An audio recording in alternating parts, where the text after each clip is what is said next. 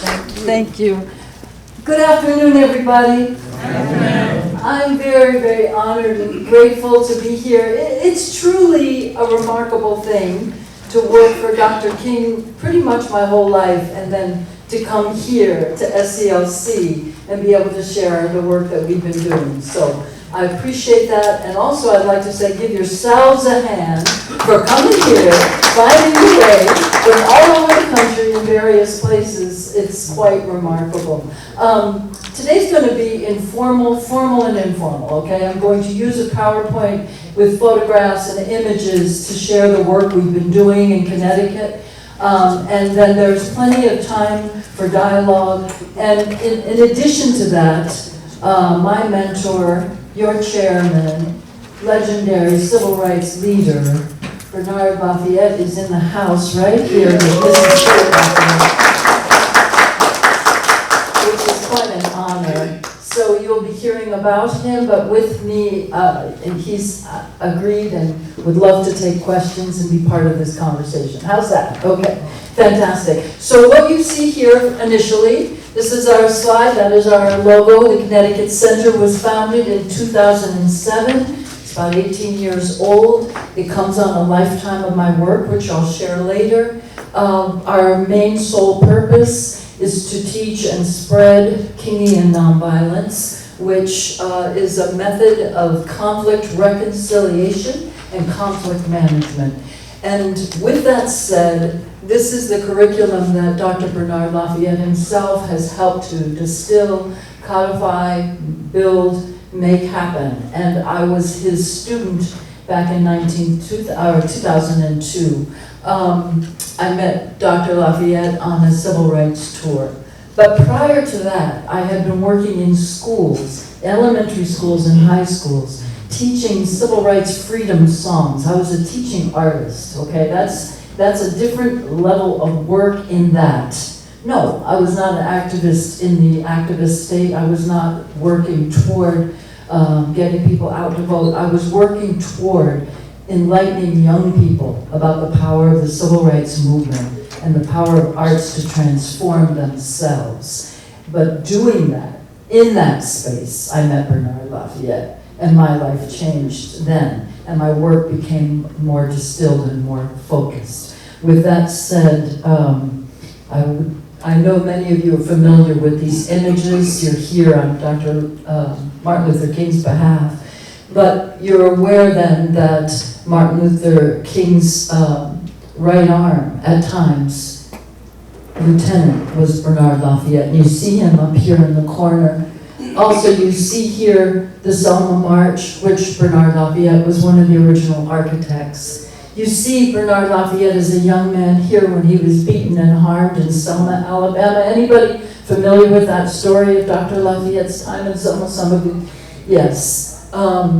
But he was one of the original people who got into Selma and helped create that mass movement, which then changed our voting rights, right, in 1965. So this is the origin of which this material is birthed from. And I think that's important to note. There are many levels of nonviolence teaching. There are varieties of methodologies. There are a lot of people around the world and the country teaching nonviolence, but this is very specific to the philosophy and methodology. And the other thing some of you may not have ever heard is that Bernard Lafayette was with Martin Luther King on the morning of the day that he was shot, right, April 4th, 1968. You know that story.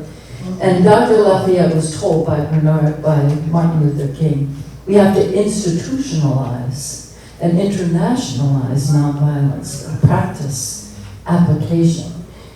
And that was the charge that Doc got. We call him Doc, many of you probably do too. That was the charge that he got, and that's what he's done then in the long run.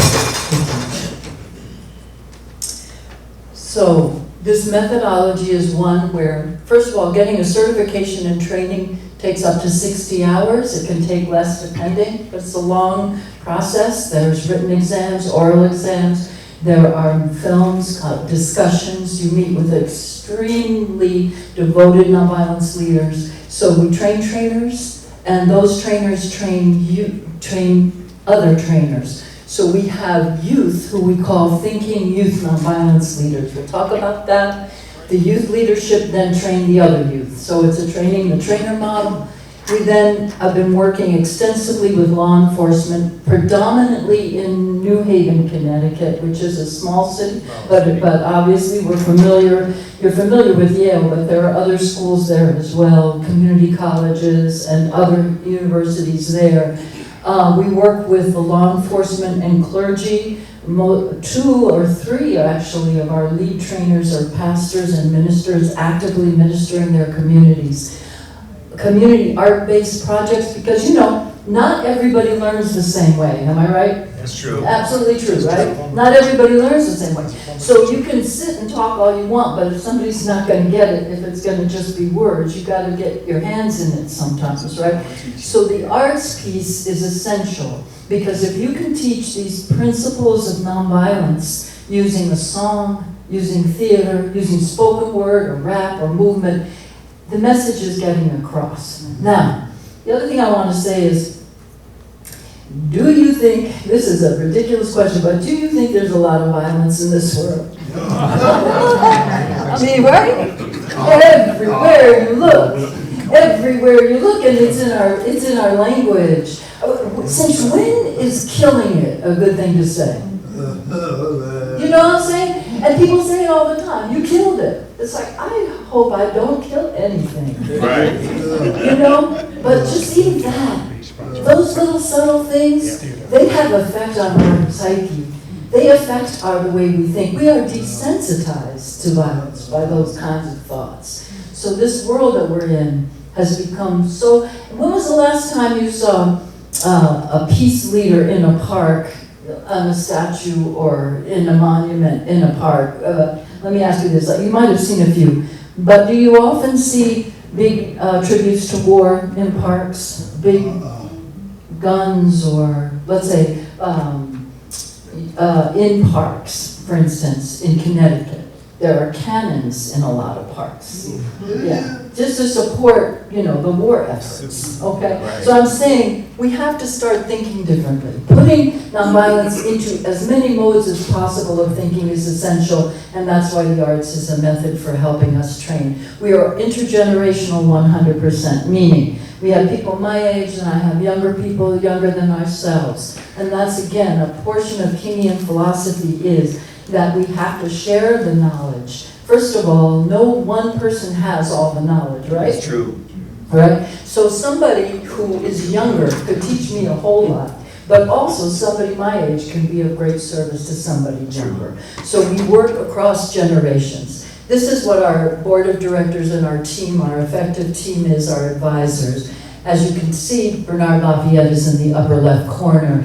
But next to myself there and further over are 2 ministers, Pastor James Lane and Pastor John Lewis. We have a John Lewis in our movement in Connecticut. Isn't that great? All right. You know it. You know it. The name just keeps going, right? And others. And over here to the far right is Captain, oh my goodness, Richard Tarian, who's traveled the world with Bernard Lafayette, who's a former police captain. Okay, the idea is that we want to cross this conversation across lines of difference, right? Different ages, different races, different ethnicities, different religions, different thoughts, and bridge these seemingly vast divides, but in reality, we are coming together in common unity.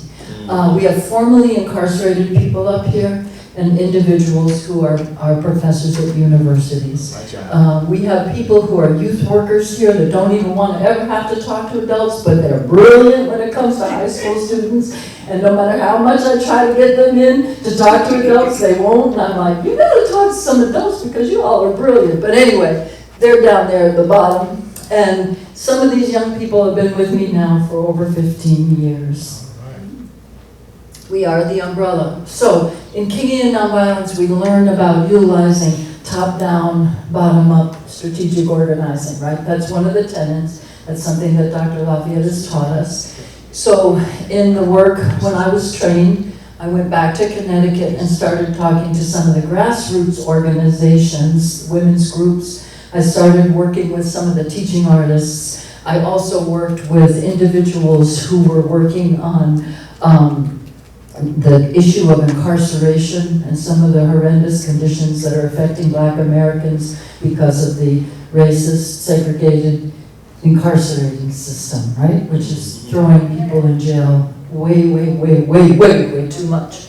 Right. So we started working, and these organizations, the Amistad Center, the Connecticut Office of the Arts, they started working with us and hosting trainings in those environments. And it's grown exponentially, but just to say, we're utilizing what Dr. King taught us. If you can go up to the top, but you can also go along here, along the grassroots effort, and you work to combine the conversations. So you as a nonviolence practitioner, you're obligated, or your hopeful outcome is that you can bring these two different parts together, which is what we've done with the police and the community. There you go, that's what I'm talking about. Mm-hmm. And these, you'll see, Kingian Nonviolence is based on 6 principles. The 6 principles of nonviolence come from the pilgrimage to nonviolence. How many people have ever read Martin Luther King's Pilgrimage to Nonviolence? Somebody? Okay. By the way, I can tell you, no matter where I go in the country, in the state, no matter what age group of people I'm talking to, there are hundreds, thousands of people who don't know that Dr. King wrote 8 books. That he wrote, 8. Thousands of sermons, hundreds of thousands of sermons. That's right. People don't know that. Whether they, whatever race, whatever ethnicity, people have not been taught this information. So it's a movement unto itself, just to start to educate people about what Dr. King lived and died for. That in itself is necessary. You think, oh, well, why aren't we out in the streets? Well, wait a minute. You just got to get people ready and informed and knowledgeable enough to even want to take to the streets. And that is not an overnight event. That has taken me 18 years to mobilize the pieces that we have. So, principles of nonviolence from the pilgrimage are our tenets. We call them the will, because if you have a will, you have, if you have the will, you have the way. There's got to be a way. There's got to be a way. We definitely unpack values and the importance of values, but it's done with really dynamic educational tools. It's in Kingian Nonviolence, in a workshop, you're going to have conversations with each other. You're not just going to have somebody talking at the front of the room. You're going to have people discussing amongst themselves their values and how are our values similar and how are our values different. And in fact, if your values are similar, but you're looking at a problem entirely from 2 different points of view, you're going to have a conflict. And values and conflict go hand in hand. In fact, inherent in every conflict, often you'll see a value that is varying, that you want to start aligning. So learning what your own values are, we teach that to young people as well as adults. We also discuss at length these 4 campaigns, which are critical in that in this period of time, in Martin Luther King Jr.'s time, let's say roughly within 10, 12 years, there were 4 different laws in this United States that got changed. And yet, if you're looking at life and death, yes, we lost some foot soldiers in the civil rights movement. We did. We lost a lot of people. I'd say roughly in some of these campaigns, all combined, approximately 20, 25 people, approximately. How many people do you lose in a war in a year? So taking these strategies of Dr. King's and putting them into effect and mobilizing people, activating people to realize that when they speak up, they can seriously affect change in their communities, no matter how dire, no matter how dark. And it is in this era of 1963 that I was first introduced, and it changed my life forever. See, our definition, that's right, it changed my life. A definition of Kingian nonviolence is violence is emotional, physical, mental harm. People are so easy to see that violence is a physical thing, because that's what we seem to respond to and know.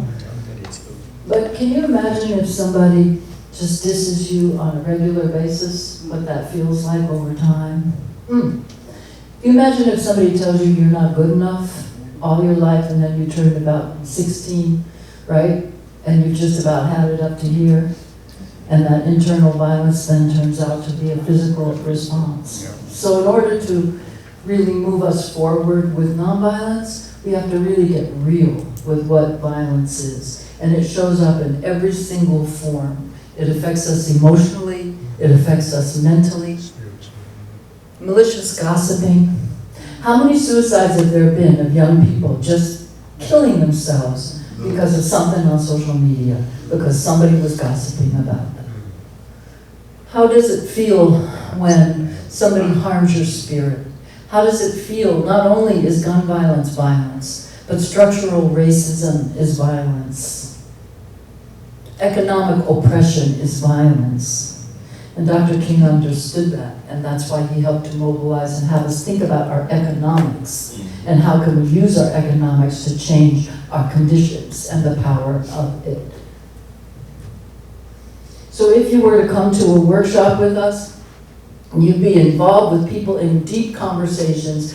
Since 2018, we've certified and trained over about 1,500 people for the full 60 hours. But we're constantly doing 2-day briefings, 6-hour briefings, an hour talk here, an hour talk there.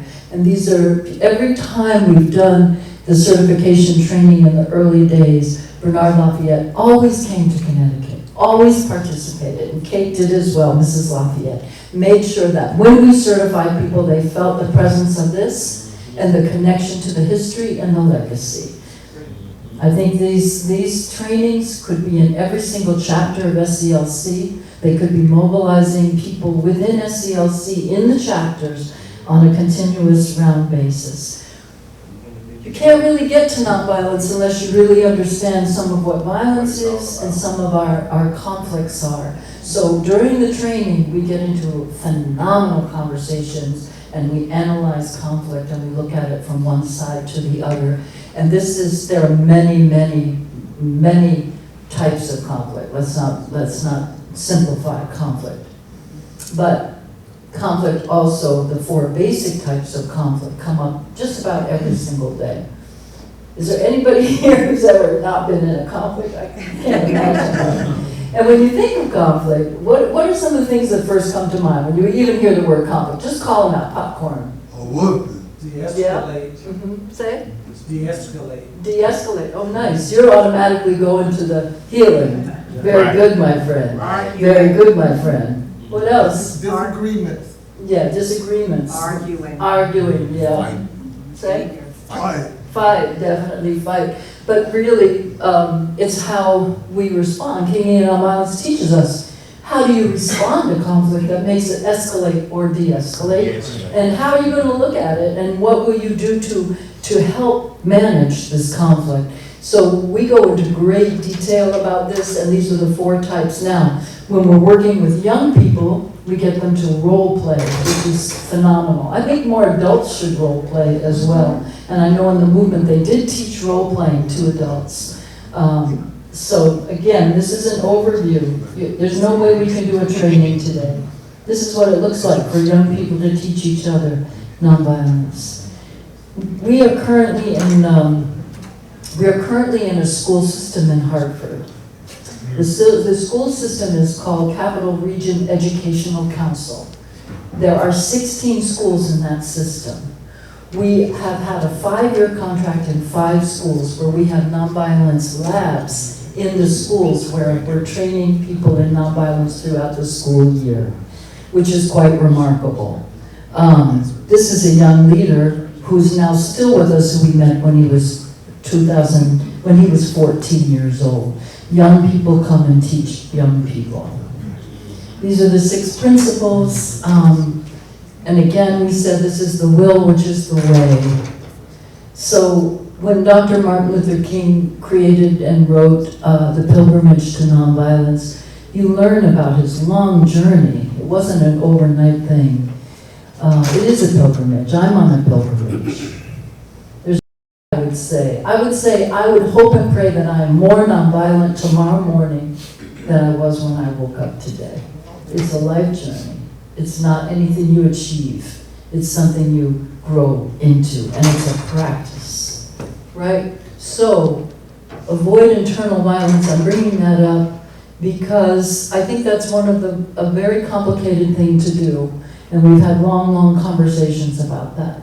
So, internal violence, which I was speaking about before, can affect what happens on the outside and the negative talk on the inside. So how do you avoid it? Anybody have an idea how would you avoid that negativity or that anger or that hatred that comes up inside of you when you've been wronged and somebody has harmed you, which is what the nonviolence practitioners had to do. If you're sitting at a lunch counter and somebody's pouring sugar over your head and somebody's putting a cigarette butt in your ear, what do you do so that you're not getting up and punching that person right? How do you do that? Walk away. Ooh, right. Walk away. I mean, what are you going to do? Walk away. Right?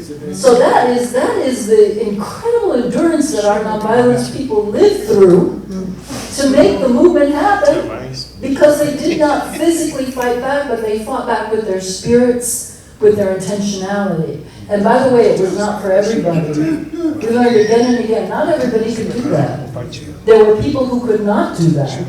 There were people who made sandwiches and made phone calls and drove everybody around.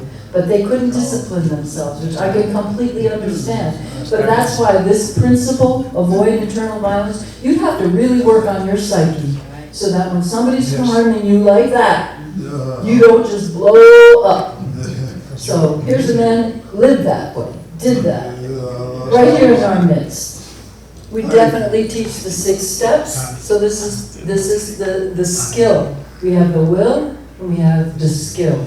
And these 6 steps are how you can organize and create and build. And that information gathering is one of the most essential pieces. They're all very, very essential. And they all work, they interchange. And I have some cards for everybody that have the principles on them and the 6 steps. I'll pass them out. So of course, in an hour, we can't go through this, but I hope you all come back. I hope we do a real training one of these times at SCLC gatherings. We work with young people. In Hartford, there's a Yard Goats baseball team. We have a little tiny baseball team. It's nice, and there's a stadium, and they're Yard Goats ambassadors. And every year they have us train the young ambassadors in Kingian Nonviolence.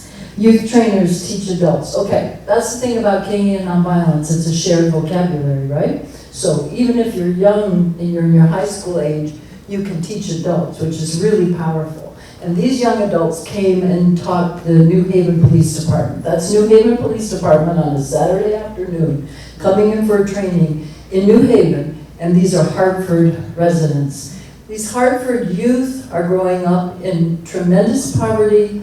The schools are in some of the schools in Hartford to this day, there are not windows in schools in 2024. We have reading rates depreciated. We have increase in absenteeism that's sky high. COVID wreaked havoc on our young people and in the country as well. These young people rising up in the knowledge that they're gaining and coming and teaching the New Haven Police Department is a win. It's a win for the police department, a win for Kingian Nonviolence. We just got back. I just took 23 high school students to the Martin Luther King Memorial. We had an incredible experience there just last week. It's been 1 week ago. But that came from an entire summer program that was 3 weeks long, a nonviolent summer immersion. And these young people are working here with our youth leader, Mr. Gabriel Boyd. They were so enlivened at the memorial when they stopped at these magnificent quotes. They just read them and discussed them and unpacked them. You know, it was breathtaking. We also took them to the African American Museum of History and Culture, one of the world's greatest museums. I hope you can all get there. And then we were invited to go to the Jimmy and Rosalind Carter School for Peace and Conflict Resolution at George Mason University. And the reason why we are there is because of this gentleman, Dr. Arthur Romano, who Bernard Lafayette also trained, and he was my mentee when he was a young man. He grew up, now he's a professor at George Mason in conflict studies. He's written this book about us. I have a couple copies here. And he invited us to the George Mason University, and that's why we were just there last week. But they're working on a scholarship right now so that we can develop funds for young people that are trained in Kingian nonviolence, so they can have a scholarship to go to the university, which is really awesome, right? Let's keep educating them. How about a career path? So I'm just going to go through, this is what it looks like at our trainings. Immersed in the knowledge, and then breaks for playing chess and things that activate you, keep you alive. These are local, we always have local leaders come. This is Hartford Youth. So here's Principle 5 in action through the arts. Again, how are you going to develop avoiding internal violence? You need a practice. It can be a song, a poem, it could be praying, it could be your connection to whatever your higher power is, right? But there has to be something that you can do to still that mind, calm the mind. Dr. Martin Luther King said we need a cool mind, right? A warm heart, cool mind. So how do you do that? So this is where we're teaching young people to express themselves and express themselves without harming themselves, and painting is part of that. But there's a lot more. So again, we're building. Can you hear that? This is the people in Chicago that work with the nonviolence work.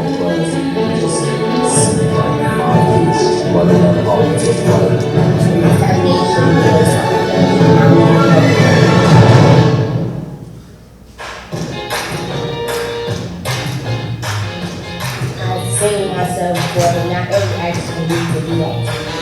It takes a lot to walk on someone's side. Yeah, that's the piece.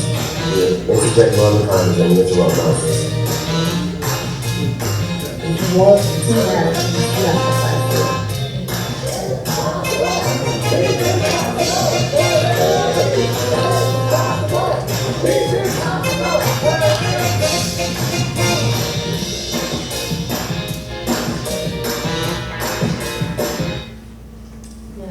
So those peace warriors in Chicago have been ongoing now for the past, I think it's about 14 years, because they came up to University of Rhode Island and they got trained with us, and then they went on and continued to build, and every year teachers are re-educated in the process. So I think you've seen enough to know that once this takes hold, if you yourself get the power, the energy, and get energized enough to take this training and to move it forward, it can affect a lot of lives. It can be a tremendous impetus to start to de-escalate the violence in the community. We have evaluations that are sky high. We have young people asking specifically if they could please bring this to their school. They're making requests to their superintendents. It's like there's no end to what can be done, but apart from resources, which are essential, apart from resources, it's got to be the will of the people to make sure that this happens. You've got to have somebody ready to do it and to bring it on. So with that, I've been extremely grateful. Again, in New Haven, this is the gentleman, oh no, we're not New Haven yet. We do professional development for teachers and staff. We continue to teach them Kingian nonviolence. In New Haven, has anybody ever heard of Project Longevity? It was national for a little bit, but there's a desire, these organizations, including us, are working together to really help bring community members and various groups together collectively on violence prevention. So the police department's involved with it, the mayor's office is involved with it, and other organizations, nonprofit organizations. And that is what it takes. It's that top-down, bottom-up, as we've discussed. It's the communication across lines. NAACP. This is just indication of working with the police department. I'm going quickly, just so you can get a sense of it. We've been involved with the Yale University Police and the New Haven Police Department for a long time now, for about 10 years. And every year, every time there's a recruit group, they bring us in. But it takes a lot, even more than that. To institutionalize nonviolence in the police department, we have to start changing the way we train police, you know that, right? So the way they are trained is very militaristic, but Kingian nonviolence helps to expand their thinking and maintain their humanity, right? So that is something that is essential. So are there any questions at this point in time that you want to ask me? And also with Bernard Lafayette here, we can ask Bernard questions. I'm right, Doc? You said, sure, you would take questions, so I appreciate that. Yeah, sure. My question is, Mr. Bernard Lafayette, how in the world did you put up with the folks pouring sugar down your head, up your head? All that. How in the world? How in the world, Dr. Lafayette, did you put up with that? I know you. I am good with that. How in the world did you put up with people like putting things on your head or treating you so bad or roughing you up and not being violent? How in the world? Did you want to come It's not easy to do. Yeah, no. Where would Okay. you go? Yeah, Okay, it's ready, good, say, come man. on, let's go. Okay. It's good to find the person. Dr. Well, Lafayette. I want to be brief because I want to take as many questions as possible. I mean, as this time together.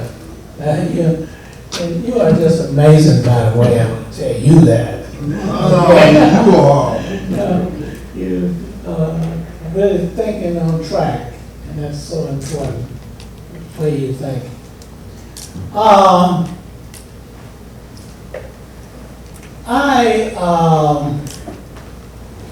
have had a lot of experience with violence, number one, so I know about violence. It's no mystery to me. After World War II, there was a great migration north, and we went, a lot of black folks moved straight north. Okay, so I was from Tampa, Florida. I am originally from Tampa, Florida. So we migrated north. Okay, due north. Those in Alabama, guess where they went? Detroit. No, that's not, that's right. Mississippi, Chicago. and also St. Louis. North. Mississippi, yeah, north, yeah. And those in Louisiana, a lot of those went west. Texas. Yeah, and they went to, California, places out that way. So we went north.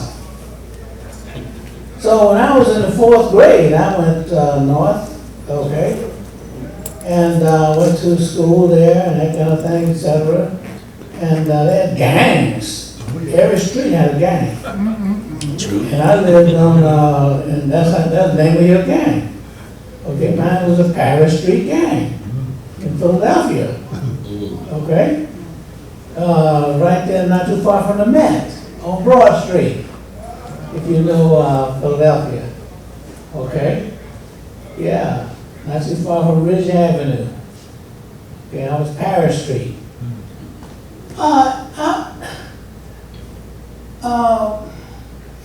They used to send little boys to the store to get a loaf of bread, you know, and stuff like that. And my mother used to give me 15 cents, you know, to go on and buy some, milk and some bread. For that stuff you buy at groceries every day. We had nice, fresh, bread. This gang in my block, they used to knock me down and take my money. So before I got to the store. And I used to go back to my mother, and she said, well, why? I said, well, it fell through the cracks, in the street. She said, it ever occurred to you to walk around the hole in the street? Drain pipes and stuff. So I felt so embarrassed, because, I was a church boy, and I used to even sit in the pulpit on Sunday with the preacher, all that kind of stuff. So I felt embarrassed, so I had to, they say, well, because they wanted me to join the gang. So I said, okay, I'm willing to join the gang. So I said, on the one condition, I have to be the leader. That's the leadership. Yeah. Right, leader of the gang. Young leadership. You have to be the leader. Nobody tell me who to shoot. I'm the one that tell you who to shoot. Okay. So they laughed at me. One guy just fell on the ground and rolled over. Because Lawrence Phillips was the leader of the gang. And Lawrence was a big, tall fella. You know what I'm talking about? He usually tall with the leaders, you know what I mean? Yeah, they wanted to. So they said, well, let's go in the alley. And if you can beat up Lawrence, that's why they laughed, you know what I mean? They rolled on the sidewalk. Yeah. And Lawrence had a big gap in his teeth. You made it big. So it made a difference. Because he could spit further than anybody else. And other things, as well. If you can shoot the other person, So we went in the back, and I learned not to put up your dukes when you fight. Okay. You put up your dukes when you get close to the person. Right. See, he knows all about this stuff. Yeah, so what happened is that when I got close to Lawrence, with my head down, I often knocked his teeth out. Because there was a symbol, his teeth, had a gap in them. So I removed his, Yeah, so I wasn't always nonviolent. I know that. I knew how to make a gun out of a cap pistol. Oh, I know those times. You know the rolling thing in the back, the rolling cap pistols? You make It it. had a little hole in them. Yeah. And you had your caps were round. You put it in. Take off. Well, I know how to make a gun. You know what we did? We got one of those round fowls, okay, and put a hole in it. That's right. And you could put a 22 bullet in there. Yeah, that's what they did. Hey, it wasn't violent. I know how to make a gun. Yeah, so that's what we used. Yeah. So anyway, it wasn't anything new to me about dealing with the violence. All right. Okay, I had plenty experience with that, and a lot of the stories I can tell you about my violent behavior coming up in Philadelphia, okay? And leading the gang. I wasn't just a member of it. I said, if I'm going to be part of the gang, I have to be the leader. Yeah. Yeah. So, where was I? I was putting my clothes on Sunday and dressing up because I go to church every Sunday. And the gang members came by and knocked me, by my window, because I was on the second floor, and said they had caught one of the guys from the other gang in our neighborhood. And they had him jacked up. They wanted to know what to do with him, so they wanted me to come and decide as the leader of the gang. So I did. Sunday morning, I'm getting ready to go to church, and I went over there, and I was thinking as I was going, to decide what to do with this guy we caught in our neighborhood. Okay? And on Sunday morning, and so So I was thinking about what I was gonna do when I got there. So you know what I did? I told that guy, you're so darn smart. Because you know what happened? No, listen to him, man. He said I took him to church. No, I didn't take him to church. But you know what I did do? I said, get on your knees. Watch out. Made him get on his knees. Said, say the Lord's Prayer. Sunday morning. Authority. Yeah. He didn't have the Lord's Prayer. And some of my gang members didn't either. So I said, repeat after me. So we had him to repeat after me. And I said, next time you come in our community and we catch you, you better know the Lord's Prayer. Now get up and get out of here. That's what we call leadership. I know it. Ship them up. So anyway, what was the question? How did you keep from being violent? How could you manage it? How could you not be Well, when I violent? was beaten up. When people are. Oh, okay, well, I learned from Jim Lawson. When we were in the Nashville movement and the sit-ins and stuff like that. It's how you respond. You keep the power. Okay? And he was teaching us about Martin Luther King and nonviolence. You know, I was walking with him on our way back from a sit-in in Nashville, and we used to have to line up. I line them up in twos. But that way you don't get no mob, you don't get no crowd. You march. Okay? Yeah, and Jim Lawson happened to be with me, and we were walking backwards because that gang was following us back to the church after I was sitting. You know what that guy did?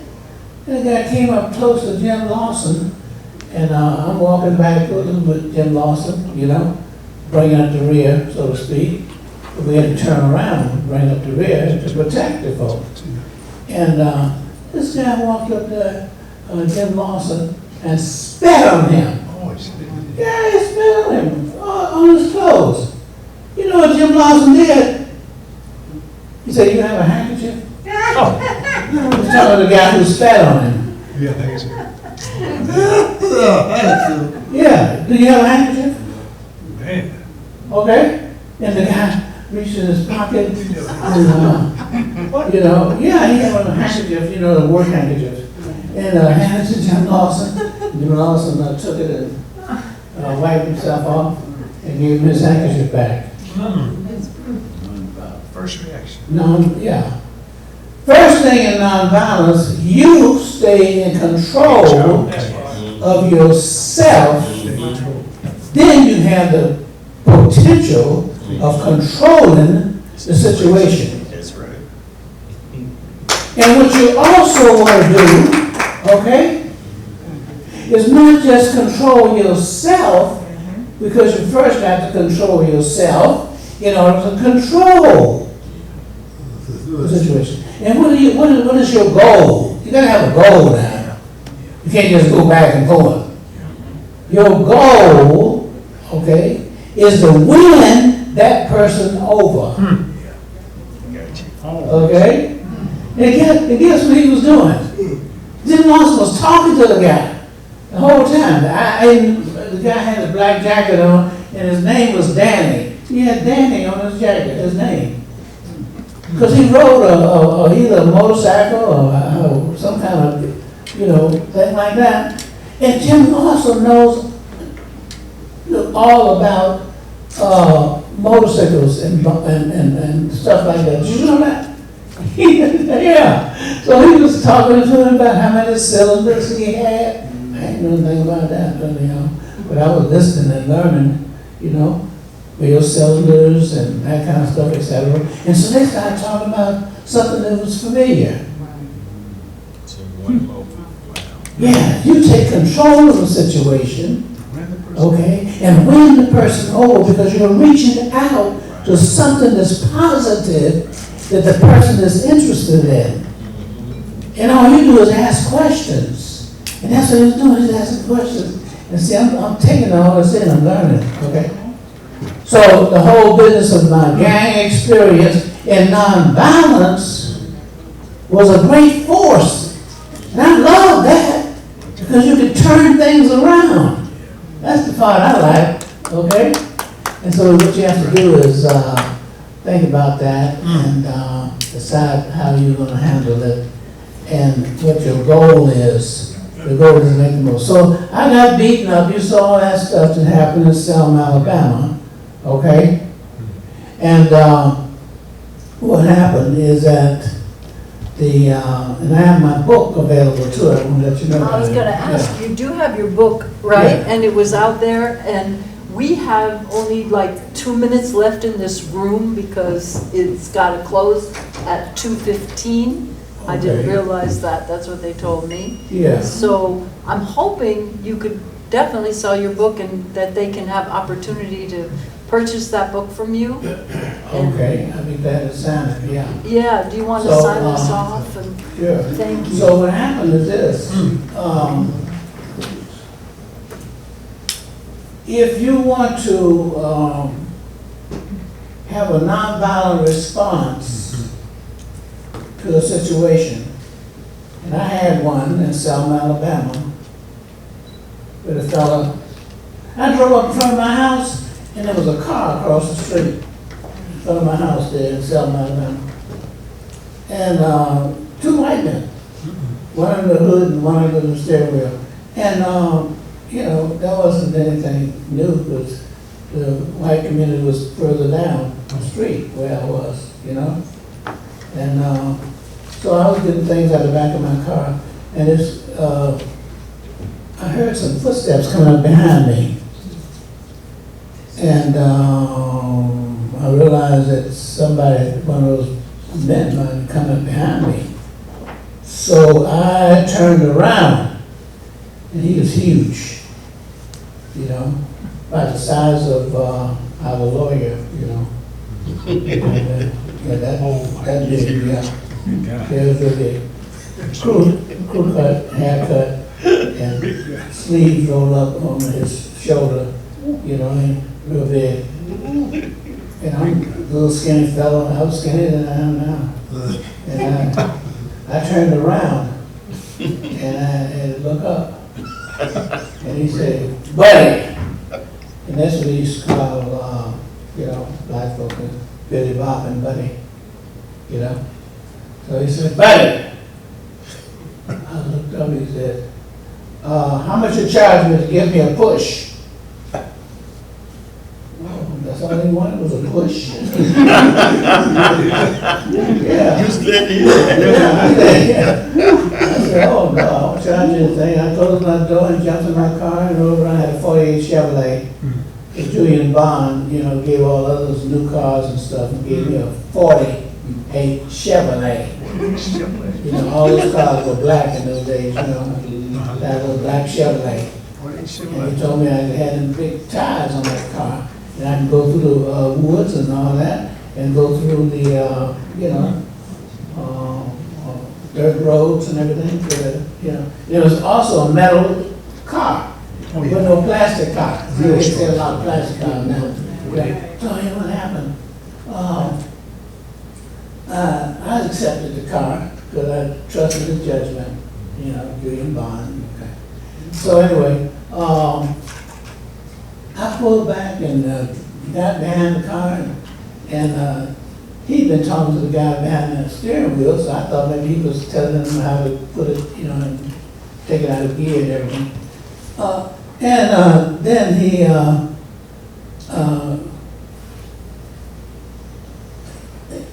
he stooped down and looked at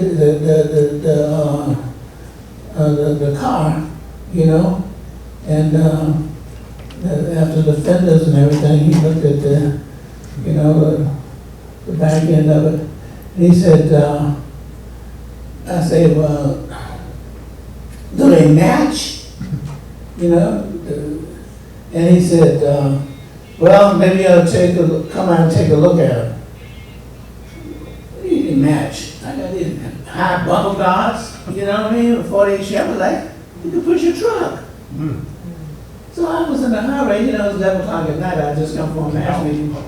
And I jumped out and I put my hand down a little bit, and this guy hauled off and boom! While I was stooping down, he hit me in the head. Scars are still there. I said, uh-oh, situation has changed. I thought I was gonna be able to push him and get on back and get to bed to get some rest. No. So I didn't jump up, because I had to think about how I was gonna control myself in order to control the situation.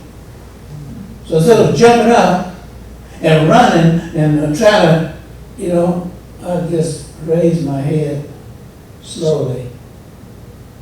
And you know what he did? He hauled off and hit me again. Scars there. There's a picture of him. That's right. So I slowly got up on my feet again. He's a big old guy, so he's supposed to knock me out on the first round. So he jumped up in the air and hit me in the middle of my head. Supposed to have a soft spot up there? I don't have one. He didn't do any research, because my mother could have told him. That's good. He got no soft head. Piece of iron. Right. So it made him nervous, because he had knocked me Couldn't out figure out. after 3 times. What kind of guy is this? And you know what happened? You know what he was hitting me with? He was hitting me with a gun. He started backing up so he could shoot me. He was ready to shoot me.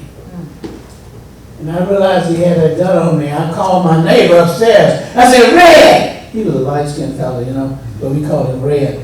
Red! Red! Red had been to Korea and Vietnam. He was a sharpshooter, you know. He broke across that banister and I jumped in front of him. Okay? I wouldn't let him shoot the man who was trying to kill me. I better repeat that. I wouldn't allow him to shoot the man who was trying to kill me. Exactly.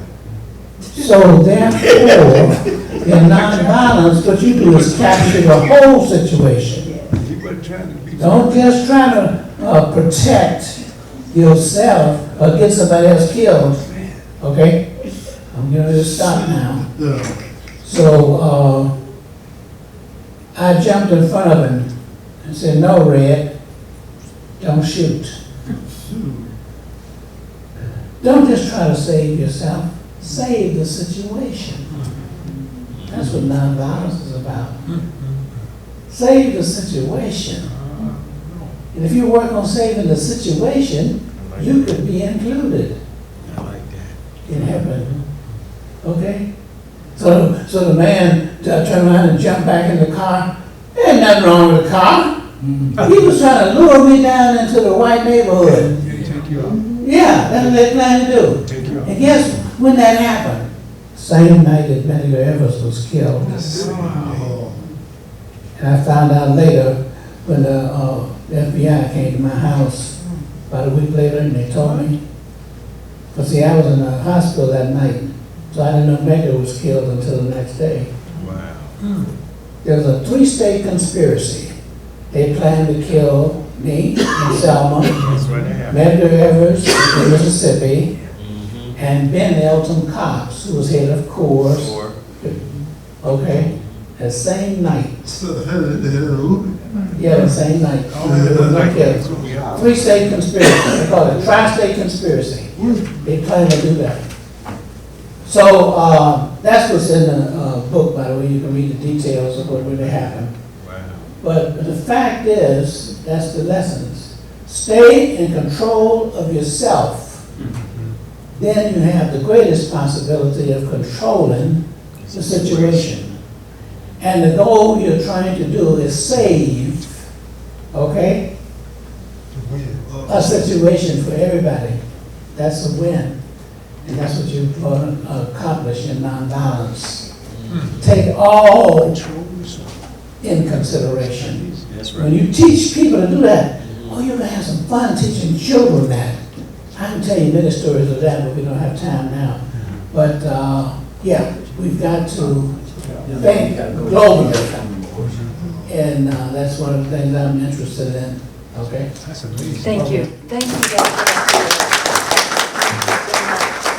Okay, I thank you all for your attention today. This was wonderful talking to you. And if you're interested in those principal and step cards, we have them here. Please come up and I'd love to talk to you some more. So thank you. Have a beautiful afternoon and evening. Appreciate it.